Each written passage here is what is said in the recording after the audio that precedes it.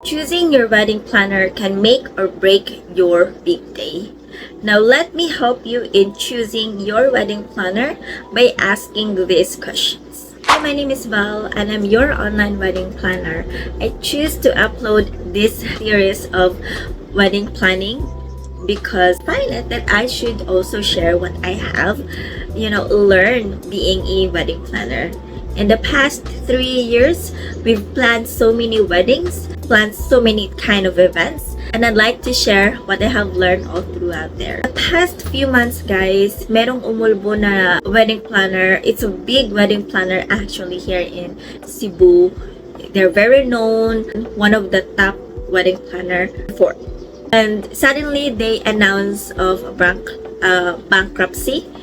One of the posts of his husband na yun na bankrupt na nga yung kanilang wedding planning services, and they have like 200 couples who sign up to the services, and it's either they have made an initial payment, down payment, or maybe they're already halfway of what they paid for, or almost fully paid, or they have already fully paid the services of this wedding planner. Now, most of them, 200, it's a huge number to handle weddings. That includes for this 2025 and as well as 2026. And I've seen that most of them are actually posting like, how can we choose a wedding planner nowadays na talagang sunod-sunod yung mga post na scam wedding planner, or sunod-sunod yung mga untrusted na mga wedding planning services. So let me guide you in choosing your wedding planner for today's video. So that's the backstory why I created this, about experience and expertise. So let me just write down the questions here and then we can go over one by one. So first is, how long have you been in the wedding industry? Have you planned weddings similar to mine in style, budget, or size? Can you show me past weddings you work on? Do you have a client testimonials or reviews? So how long have you been in the wedding industry? How long have you been? Like, are you in 5 years in the industry, 7 years, 10 years? So probably meron na talaga silang matatag na name na gawa. And if they are known to their services. And if they're like us, for example, we started our wedding services in 2022 before we become a wedding planner, because there's like 3 of us being the titas of Cebu. The 3 of us are actually bride before we become a wedding planner. So basically, yung experience namin of being a bride is what we applied to become a wedding planner. So we know how it felt being a bride. We know how it felt in doing the actual wedding planning. So it's not just like we've become a wedding planner because that's our business. So if you find that kind of wedding planner in your area, or if we have choose that wedding planner, guys, learn how she does the planning, or listen to how she planned the wedding. So this will highlight these key questions, will help you to identify how this wedding planner works, what is her background story. Now, talking about if there's any planned wedding similar to yours. So basically, if they would say, we specialize in intimate weddings, just like ours. We specialize in intimate weddings for 30 to 50 bucks. They say, what, we have planned, or we were able to manage that kind of wedding, execute that kind of wedding of yours before, and here's our client, here's the sample. Doon tayo papunta sa third question na, can you show me past weddings you work on? They will show you na what kind of weddings they have planned before, and if it's similar to yours. Para you have an idea, this is what I've been looking for wedding na na-execute ninyo. You have that idea nga, okay, I have the idea na, okay, I felt that they can execute my wedding because they have done it previously. Now, do you have clients and testimonials? Here's what you can do. This is a bonus tip that what you can definitely do in checking the legitimacy of this wedding planner. Ako before, there was like a post na siguro post na yung wedding nila and they were unsatisfied how the execution of their wedding, especially how they've been handled by their wedding planner, because doon sila nakuha daw sa gaano kagarbo yung mga posting ng wedding planner sa kanilang Facebook page. But you know, even though gaano kaganda yung mga posting nila sa page, it's the other way around when they work on with that wedding planner. Like, how they've been handled, or let's say, after sales support or customer service, no? Like, answering their questions. So, here's the bonus tip. Here's what you can do. So, you go to their Facebook page, and you go to their reviews tab. Now, when you go to the reviews tab, you would see na meron silang mga past or mga couple na adding or putting their recommendation or comments of how the wedding service happened. This is hindi ka naman makaka-review dyan if hindi pa natapos yung service ninyo, di ba? So, what you can do, guys, is go to the most recent one na nag-review. I think you can choose 5 if you have the time, but minimum you can go for 3 reviews. Then go and message those people. Ask them, hi, I've seen na nag-put up ka ng review. Let's say, for example, ours, Titas of Cebu, and I'm planning to get them as my wedding planner. How did it go? How can you tell me how they work, how responsive are they, and when I ask the question. So those people will share to you what are the good and the bad thing. Don't expect na talagang 100% maganda yung masasabi nila. Of course, there would be like cons. Masabi nila na okay, meron na silang konting lapses, but if it's huge for you, then I think you have to think about it. No? But if they would say na ito yung sobrang nagustuhan ko because this is one of my non-negotiable, it's up to you. It would be up to you if this is more on the investigation part that you are asking these people. Next is availability and services. So let me pop up again the questions here. Are you available on my wedding day? Do you offer full planning, partial planning, or on the day coordination? How do you handle last minute emergencies? Will you be the one coordinating on the wedding? So this will help you understand if some kasi meron talaga mga wedding planner na they wouldn't show up on your wedding day. They will just leave it to the on the day coordinator. No, because one, they have like siguro multiple weddings in a day that na-accept, and they can't just go there one by one of those wedding to work with you. So basically, some of them hindi talaga sila pupunta sa sa day. They just leave it to the on the day coordinator. Hindi mo makikita yung head of the wedding, or mo talaga makikita sino yung nakausap mo during the contract signing. So you will have to ask, you will be one coordinating on the wedding day. So this will help you, like, do I need this person to be in my wedding day? Definitely, I would say yes, because now I choose you to be my wedding planner. At bakit iaasa mo lang siya sa mga on-the-day wedding coordinator, diba? I choose you to be my wedding planner because I trusted you that you will handle whatever emergencies I may have, last-minute emergencies I have during the day. I expect you to be on my wedding day because I can rely on you. Now, it's up to you if they would say, yes, I will be there. But again, go back to those people who put up some good reviews in their page and ask them, hey, did this person or did this wedding planner came to your wedding day? And if they say, Yes, very hands-on. Yeah, yes, she was there all throughout my wedding day, or they would say not the whole time she was there. She was there siguro mga oras ng ceremony na, nandun na siya, or siguro sa reception na siya pumunta, and it's up to you. You have to, you have to balance this on your own in deciding too. Let's talk about the budget and the cost. So again, let's pop up. So here are the questions. Know that wedding planning is expensive. Hindi talaga siya masasabi mong okay lang gastos.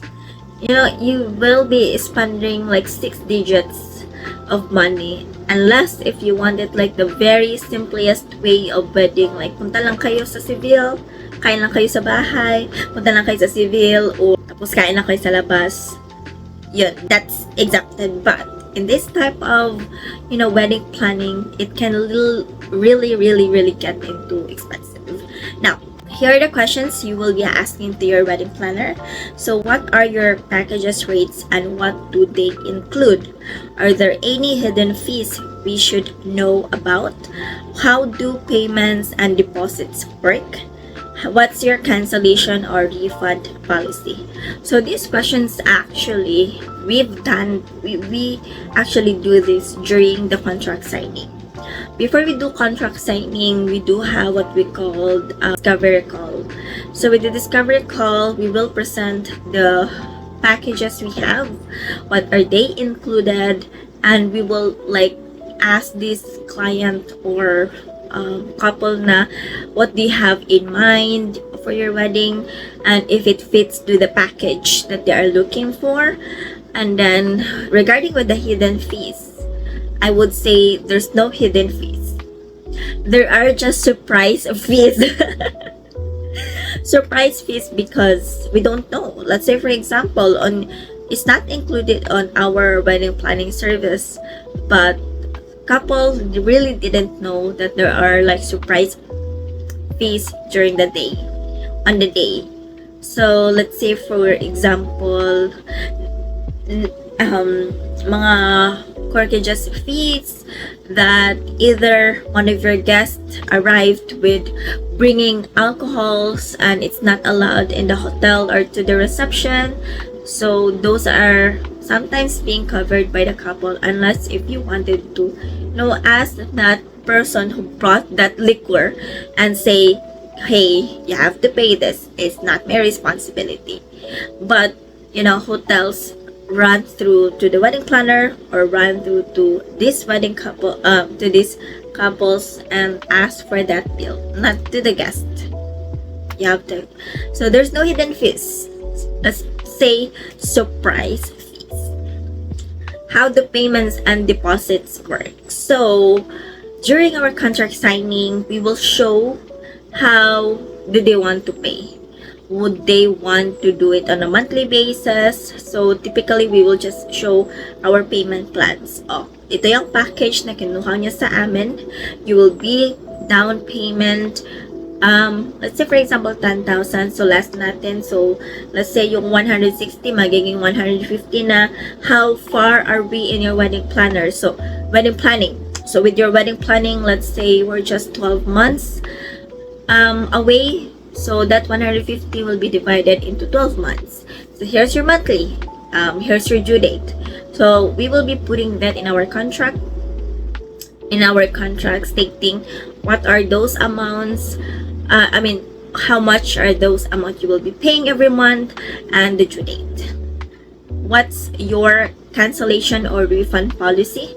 It's also being highlighted in the contract signing, guys. And that's one you have to ask when you sign that contract. Say, ano ba yung mga cancellation and refund policy that we have?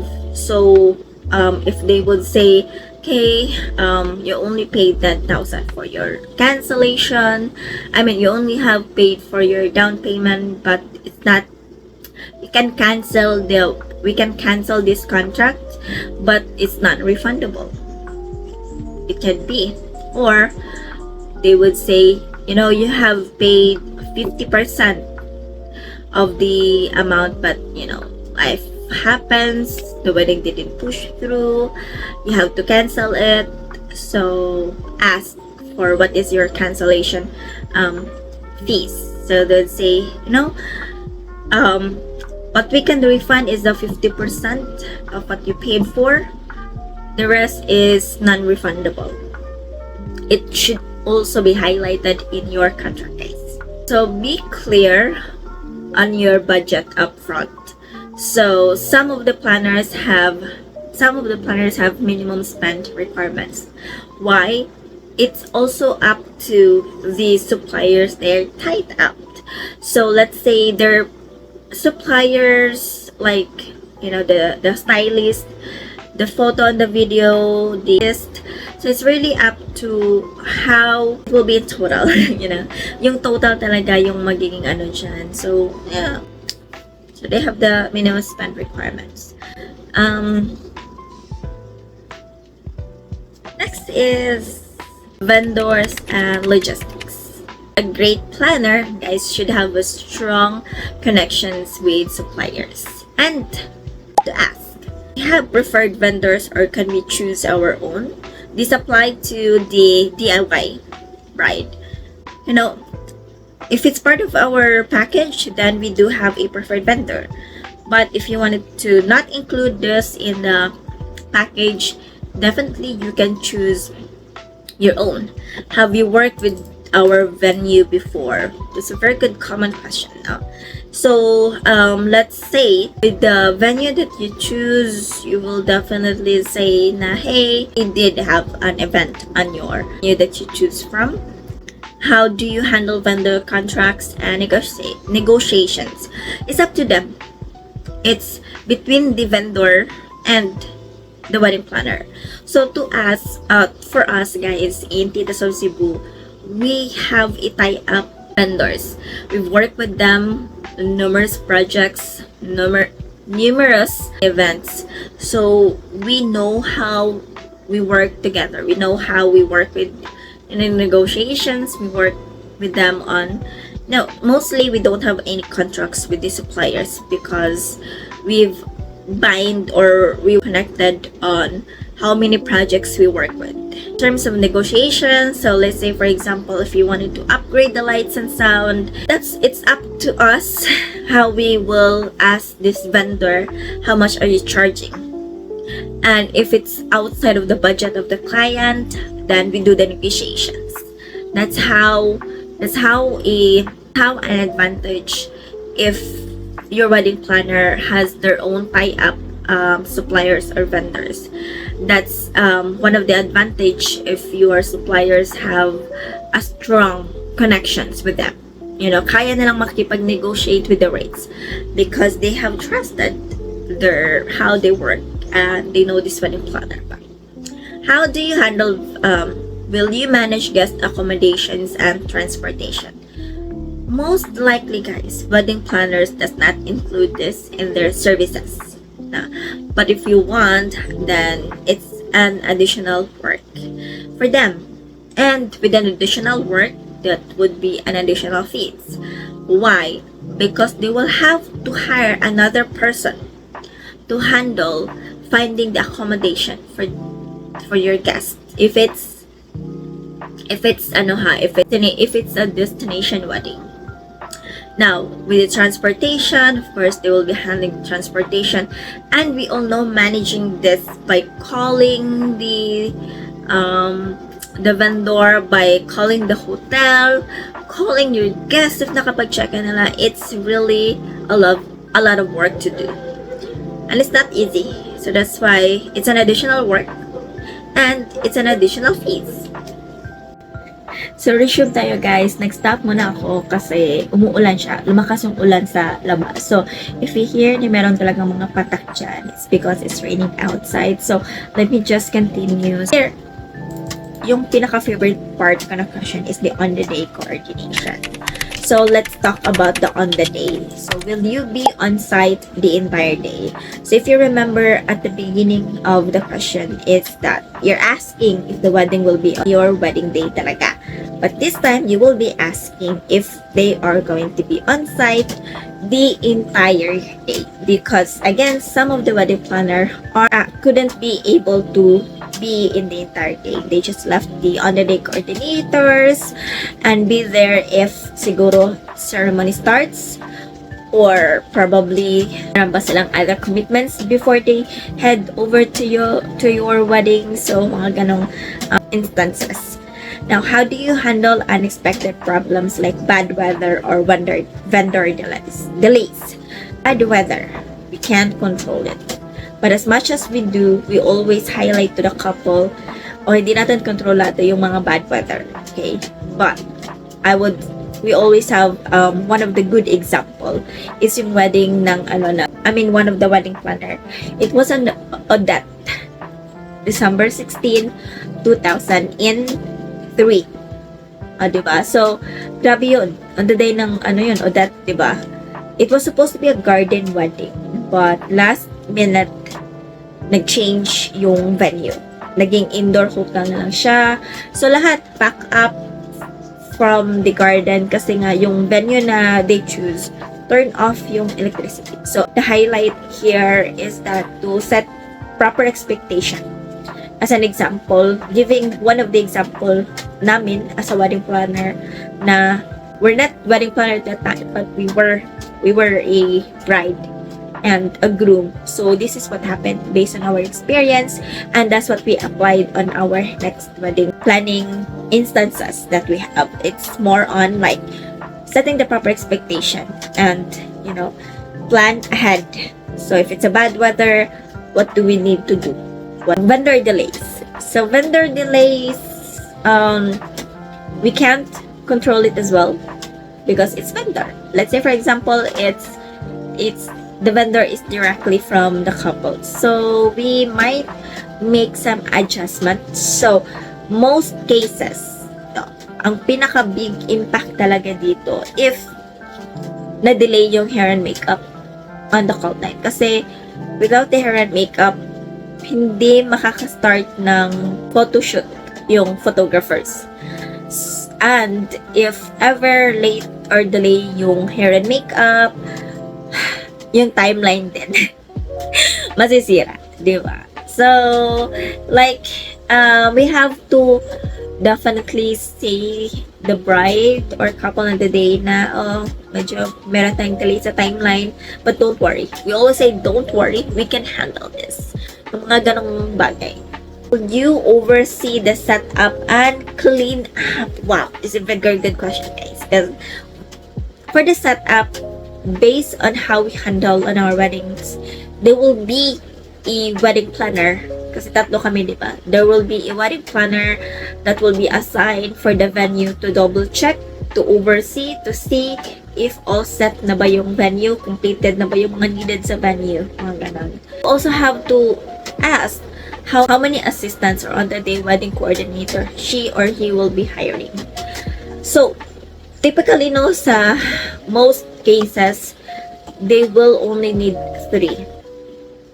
So, for us, for our team, based on our team, I'm not sure, it's more of, depends on the expertise, but since we do the planning, so 1 for the bride assistants, 1 for the bridesmaids assistant.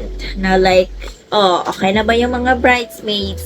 Okay na ba yung mga gamit nila? Then 1 for the groom assistant, because we have to make sure that the groom wouldn't see or meet sa hallway, di ba? Dapat merong communication doon.